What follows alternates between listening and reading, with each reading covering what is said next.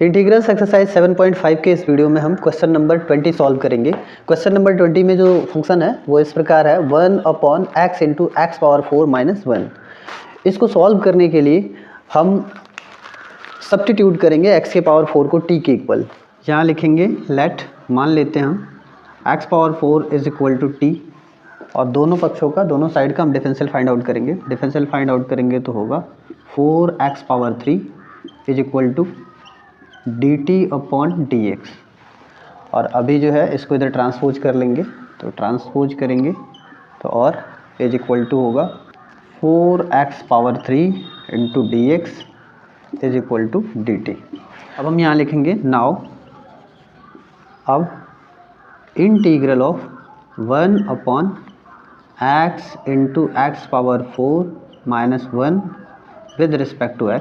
मतलब इस rational function का हमने इंटीग्रल ले लिया हुआ x के रिस्पेक्ट में।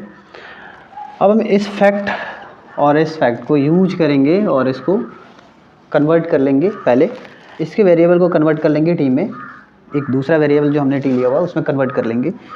तो कन्वर्ट करने के लिए हमें जो जो चीज़ें चाहिए पहले उसमें वो परिवर्तन कर लेते हैं, फिर उसके बाद t में कन्वर्ट करेंगे। तो अभी हम यहाँ लिखेंगे इंटीग्रल ऑफ dx को, अगर हम इसको t में कन्वर्ट करते हैं तो dx को dt में कन्वर्ट करना पड़ेगा, है ना। तो सबसे पहले हम इसको t में कन्वर्ट कर लेते हैं -1, ठीक है। और ये x फिर बच जाएगा यहाँ, और यहाँ dx बच जाएगा। इसके लिए हम न्यूमरेटर में x पावर 3 से मल्टीप्लाई कर लेते हैं और डेनोमिनेटर में भी x पावर 3 से मल्टीप्लाई कर लेंगे, जिसकी वजह से ये x पावर हो जाएगा 4। पहले से x है और न्यूमरेटर डेनोमिनेटर में x की पावर 3 से मल्टीप्लाई कर लेंगे तो यहाँ हो जाएगा x की पावर 4 हो जाएगा डेनोमिनेटर में, और यहाँ न्यूमरेटर में x की पावर 3 हो जाएगा। और जब ऐसा होगा तो अभी x की पावर 4 को हम लिख सकते हैं t, तो यहाँ t लिख लेंगे। और यहाँ मल्टीप्लाई करने से हुआ क्या कि x की पावर जो 3 है इंटू डी एक्स वो इक्वल है dt के। अगर 4 को इधर ट्रांसपोज कर लें तो यानी कि वो इक्वल है 1/4 इंटू डी टी के।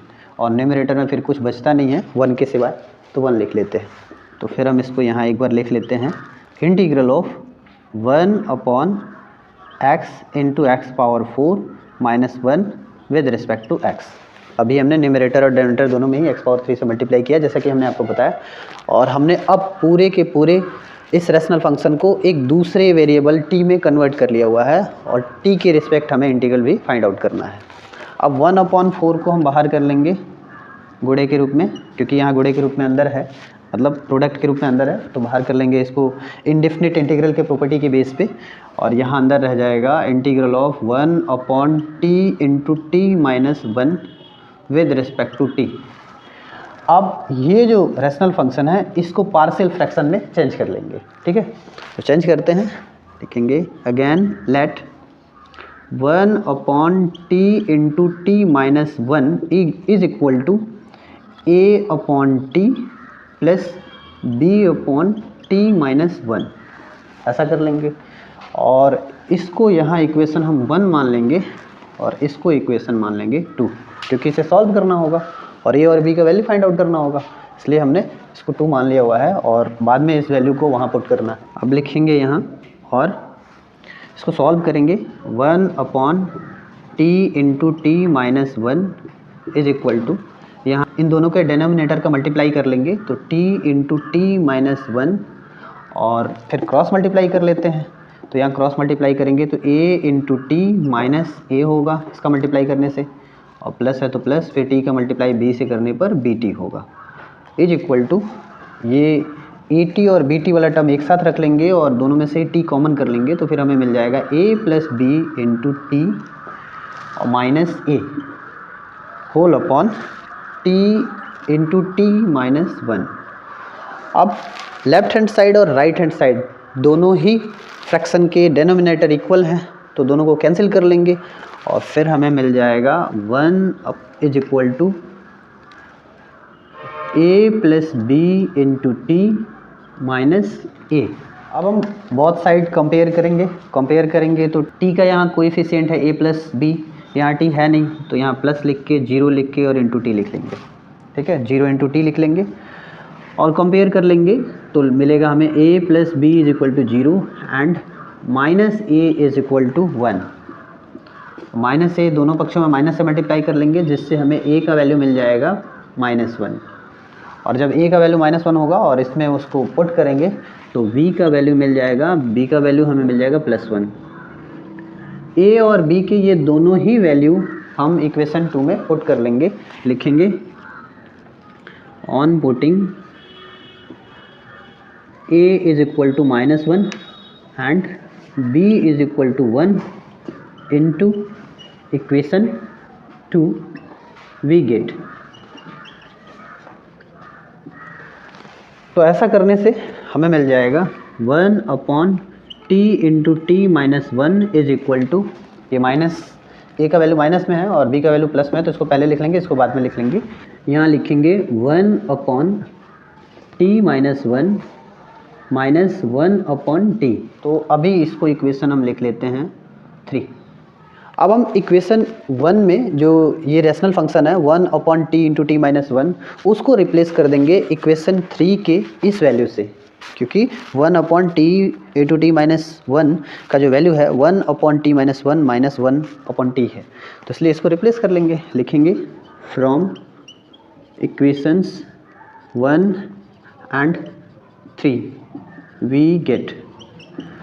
इक्वेशन 1 और 3 से हमें क्या मिल जाएगा, इक्वेशन 1 का जो लेफ्ट हैंड साइड है वो है integral of 1/x into X power 4 minus 1 with respect to x, और इक्वेशन 1 का जो राइट हैंड साइड है वो है 1/4, तो यहाँ लिख लेंगे 1/4 और इंटीग्रल ऑफ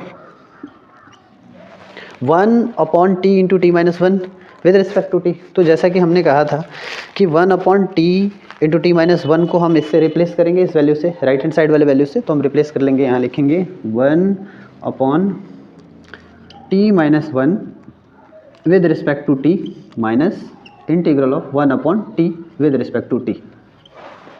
हमने इन दोनों पदों का अलग अलग इंटीग्रल ले लिया इंडेफिनिट इंटीग्रल के प्रॉपर्टी के बेस पे।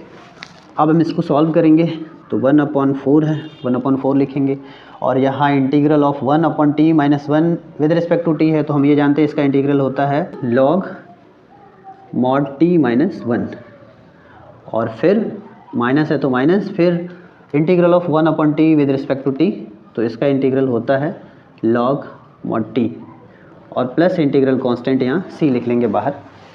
आगे अभी हम ये देख पा रहे हैं कि log a minus log b के टाइप का ये हो गया है, तो यहाँ हम लिख लेंगे 1/4 log t minus 1/t plus integral constant c। अब लेफ्ट हैंड साइड हम ये देख रहे हैं वेरिएबल x है और राइट हैंड साइड में वेरिएबल t है, तो आखिर ऐसा हुआ क्यों? क्योंकि हमने यहाँ x पावर 4 को t के इक्वल माना है, चेंज किया है, तो फिर से हम रिवर्स सब्स्टिट्यूशन कर लेंगे। तो रिवर्स सब्स्टिट्यूशन यहाँ कर लेते हैं, लिखेंगे 1/4 इंटू लॉग t को x पावर 4 मान लेंगे, रिवर्स मान नहीं लेंगे, ऐसा हमने माना है, केवल हम रिवर्स सब्स्टिट्यूट कर रहे हैं। -1 है तो 1 x पावर 4 और प्लस इंटीग्रल कांस्टेंट c। आप चाहें तो यहाँ रेफरेंस के तौर पे लिख सकते हैं because t is equal to x power 4, क्योंकि हमने x पावर 4 को t के इक्वल माना हुआ था, इसलिए हमने यहाँ ऐसे किया। तो ये इंटीग्रल वैल्यू हुआ दिए हुए रैशनल फंक्शन का x के रिस्पेक्ट में।